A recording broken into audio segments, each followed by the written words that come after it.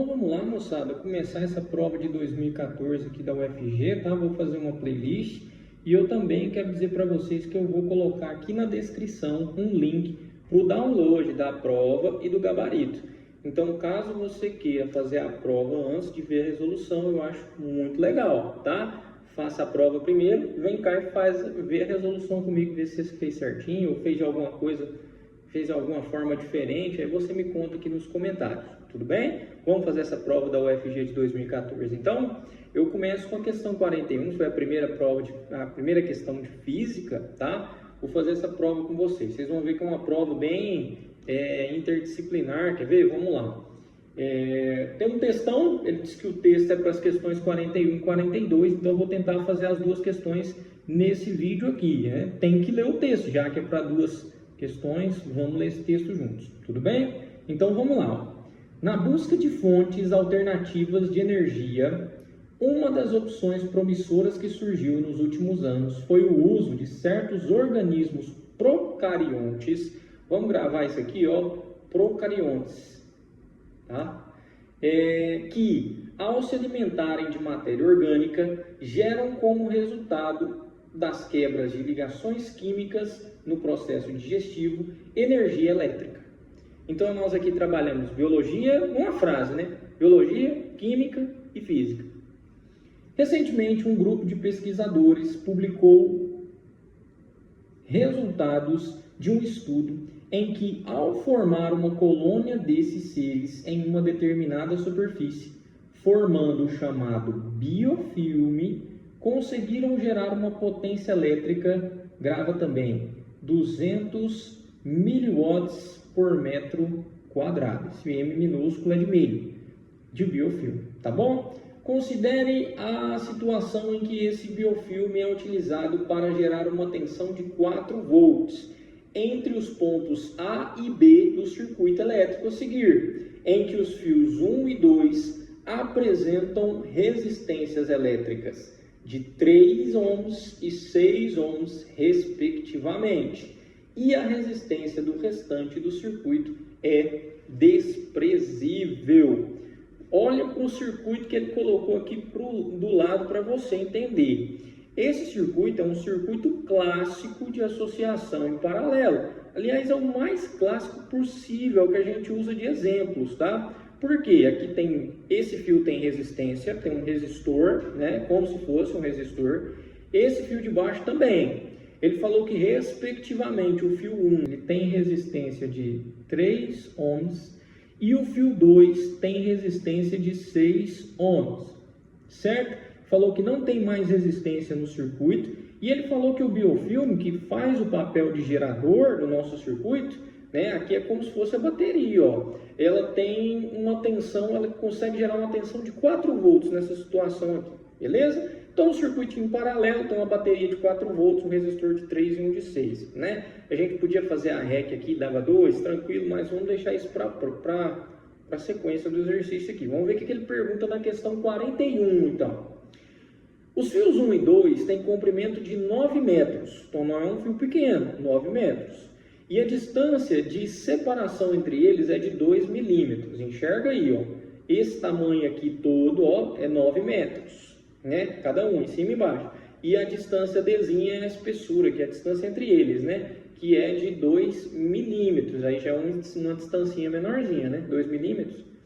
De acordo com o exposto, o tipo de ligação química que é rompida e a intensidade da força magnética que o fio 1 exerce sobre o fio 2, desprezando os efeitos de comprimento finito dos fios, são respectivamente. Aqui é o seguinte, é uma questão que, se você estudou magnetismo, você passou por ela. É uma questão clássica, tá? De força magnética. Ele perguntou qual que é a força magnética que o fio 1 faz no fio 2. Tá? Então, nós temos dois fios paralelos e você quer calcular a força entre esses fios.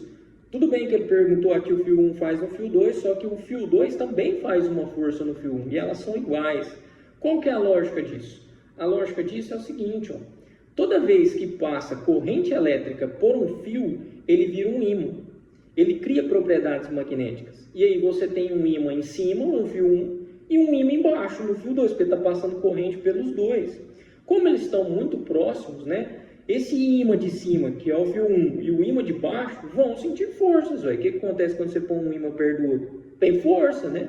Então, beleza. Eu quero calcular essa força magnética entre fios paralelos. Isso é uma formulazinha clássica do magnetismo. Sim, tinha que saber ela, tinha que lembrar, né? A força magnética, ela vai ser o quê, moçada? Entre os fios paralelos. Ela vai ser calculada assim, ó. O μ0. Quem que é esse μ0? Permeabilidade magnética do meio. Onde que você vai achar ele? No dado do exercício, ó. Isso aqui no final, Tesla vezes metro por ampere, é a unidade de medida. Então é só isso aqui que me interessa, ó. 4π vezes 10 a menos 7. Então esse é o μ0, vezes o I1, que é a corrente do fio 1, vezes o I2, corrente elétrica no fio 2, vezes o L, tamanho dos fios, dividido por 2 vezes π vezes d, que é a distância entre os fios, tá? Então essa aqui é uma formulazinha que não é novidade, não é uma interpretação nova que você tinha que ter feito na prova. Era uma coisa que você já tinha que ter feito nos seus estudos, beleza? Essa é a lógica da coisa, tranquilo? E aí, a gente vai substituir simplesmente os valores e vai calcular essa força. Depois a gente chega nessa conclusão da ligação química aqui. Tranquilo? Então vamos lá. O μ0, acompanha comigo aqui, ó. O μ0 ele é 4 vezes π vezes 10 a menos 7. Onde que eu peguei isso? Aqui. Vezes o I1 e o I2. Agora nós vamos ter que resolver o circuito. De forma bem simples, eu vou pegar aqui, ó, um U igual a R vezes I. Se eu quero saber o I1 e o I2, eu isolo. I, o R está multiplicando, passa dividindo. Então fica U sobre R. Se o I é o U dividido pelo R, aqui vem a teoria da parte de circuitos, que você tinha que lembrar que um circuito em paralelo, o U, a DDP, a voltagem, é a mesma para os dois resistores, para o de cima e para o de baixo. Perfeito? Então o U em cima é quanto? 4 volts. Quanto que é o U embaixo? 4 volts. Por quê? Eles estão em paralelo. Perfeito? Então, quanto que vai ser o I1? O I1 vai ser o U, a fórmula, o U é 4, sobre o R1. Quanto que é o R1? 3. Beleza? Quanto que vai ser o I2? Ah, Rodrigão, precisa dividir? Não, deixa a fração. Isso aqui está em amperes. O I2, ele vai ser o U, a fórmula, 4, dividido pelo R2, que é 6. Isso aqui também está em amperes. Vamos jogar esses dados aqui na nossa continha para ver o que vai. Aí a conta vai ficar assim, ó. 4 sobre 3 é o valor do I1. 4 sobre 3 é o valor do I1. O valor do I2 ficou 4 sobre 6. O L é o tamanho dos fios, que é de 9 metros. Tá aqui, ó, 9 metros. Tudo isso dividido por 2 vezes π vezes o D. O D é 2 milímetros. Lembre-se que mili responde 10 a menos 3. Corresponde a 10 a menos 3. Então, aquele 2 milímetros é 2 vezes 10 a menos 3, porque é milímetros, tem que passar para metros, né? Mili é 10 a menos 3. Tá bom. Como é que eu resolvo isso aqui, Rodrigão? Vamos simplificar o mínimo possível para ficar mais didático, mas aqui dá para simplificar muita coisa. Se você conseguir, voa, simplifica. O que você conseguir aqui, se simplifica, tá? Eu vou simplificar o mínimo só para ficar mais didático, mas esse π com esse aqui, ó, você consegue ver que corta. Né? Tem um π multiplicando em cima e um embaixo, corta. Esse 2 vezes o 2 dá 4. 4 de cima dá para cortar com 4 de baixo. Né? Esse 4 aqui dá para cortar com os 4 aqui de baixo, com o 4 aqui de baixo. Perfeito? Nessa fraçãozinha aqui, ó, nessa multiplicação de frações, o que eu vou simplificar? o 9 com o 3, porque o 9 está multiplicando e o 3 está embaixo dividindo. 9 simplificado com 3, embaixo fica 1 e em cima fica 3. Você divide o 9 e o 3 por 3, perfeito? E o resto eu vou fazer aqui multiplicando mesmo, para evitar um pouco de confusão, né? Não ficar aqui, agora tchau, agora tchau. Resolvendo um probleminha de espaço aqui, né? Então vai ficar assim, ó, a força magnética, ela vai ser, ó, 4 vezes 4, 16, vezes 3, 48. 48. Sobre o 6 que ficou embaixo. Sobre 6. Vezes o 10 a menos 7. 10 a menos 7. Tudo isso dividido por, aqui embaixo só sobrou, cortei o 2, o π, o 2, ficou só o 10 a menos 3. Belezura? 48 dividido por 6 dá 8, vezes 10 a menos 7, sobre 10 a menos 3. E agora? 8 vezes 10, conserva a base, 10 a menos 7, dividido por 10 a menos 3. Conserva a base, subtrai os expoentes. Fica menos 7, menos 3, que dá menos 7 mais 3, que dá menos 4. Se é força, está em Newton. Então ele quer o tipo de ligação química que é rompida e a intensidade da força magnética. A força magnética nós calculamos, deu 8 vezes 10 a menos 4. Então só pode ser a letra C ou a letra E. E aí, qual que você marcaria? Qual que é a quebra de ligação química num biofilme? Bom, o segredo está na palavra bio. Se é biofilme, então quer dizer que é um composto orgânico. Bio vem de vida e compostos orgânicos são dos compostos vivos. Então, se é um composto orgânico, qual que é o tipo de ligação química nos compostos orgânicos? Ela é uma ligação carbono-cobre ou uma ligação carbono-carbono? Quando você estuda química orgânica, você estuda as cadeias de carbonos. Então, a alternativa certa é a letra C. Agora, vamos dar uma olhada na questão 42. Tendo em vista o exposto, o ser vivo que forma o biofilme e a área deste em metros quadrados, necessária para alimentar o circuito, são respectivamente. Para responder a 42, eu vou precisar de alguns dados que estão no texto. Primeiro dado, para saber essa área, ele me informou aqui, ó, que o biofilme ele gera uma potência, até sublinhei quando estava lendo o texto, de 200 miliwatts por metro quadrado. Miliwatt é potência.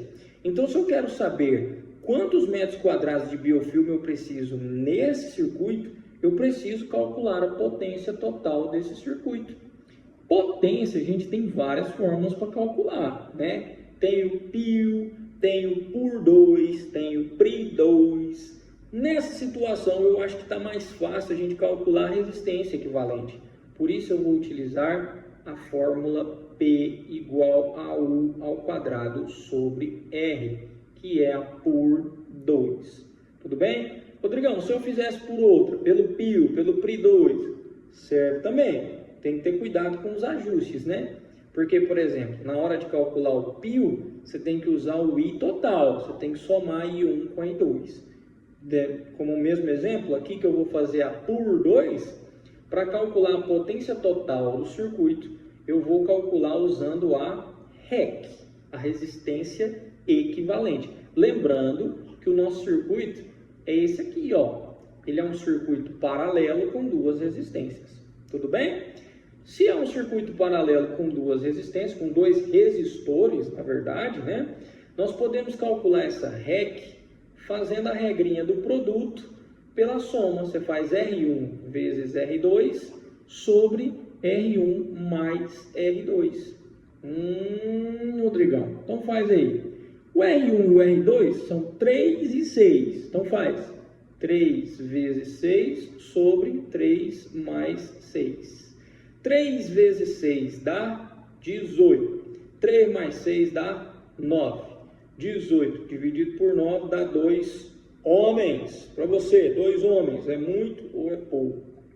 Aí a potência total, ela vai ser lembre-se que a tensão agora paralela é a mesma tensão para os dois, que é a mesma tensão total do circuito, que vale 4 volts ao quadrado sobre a REC, que deu 2. A REC deu 2, moçada.